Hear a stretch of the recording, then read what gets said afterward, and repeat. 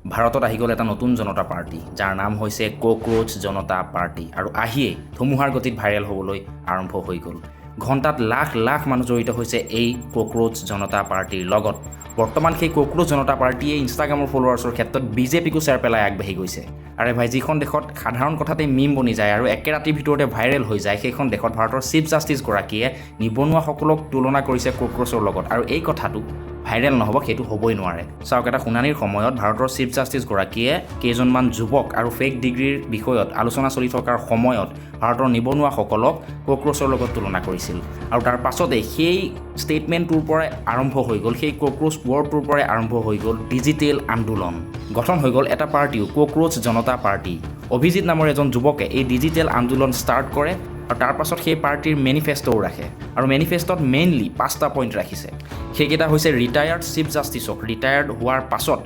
ৰাজ্যসভাত ছিট দিয়া নহ'ব ভেলিড ভোটাৰৰ নাম যদি কাটি দিয়া হয় তেন্তে চিফ ইলেকশ্যন কমিশ্যনাৰৰ ওপৰত বিহিত ব্যৱস্থা লোৱা হ'ব মহিলাৰ ৰিজাৰ্ভেশ্যন 55%লৈ বৃদ্ধি কৰা হ'ব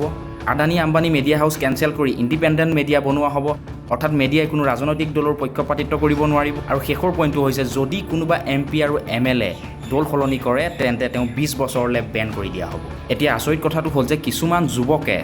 ককৰোচৰ কষ্টিউম পিন্ধি দিল্লীৰ যমুনা নদীৰ পাৰ চাফা কৰাত লাগি গৈছে মানে যি শব্দ নিবনুৱাসকলক অপমান কৰিবলৈ ব্যৱহাৰ কৰা হৈছিল সেই শব্দকে প্ৰটেষ্টৰ চিম্বল হিচাপে ব্যৱহাৰ কৰা হৈছে আৰু ইয়াৰ পৰা এটা কথা স্পষ্ট যে আজিৰ জেনেৰেশ্যনে কোনো স্পীচ বা ভাষণ বা কোনো প্ৰতিশ্ৰুতি নুশুনে তেওঁলোকে মিম বনাই প্ৰটেষ্ট কৰে হেছটেগেৰে আন্দোলন কৰে আৰু ছ'চিয়েল মিডিয়াক অস্ত্ৰ হিচাপে লয় চাওক যেতিয়া যুৱ সমাজে নিজৰ কথা ক'বলৈ কোনো প্লেটফৰ্ম নাপায় তেতিয়া মিমো আন্দোলন হৈ পৰে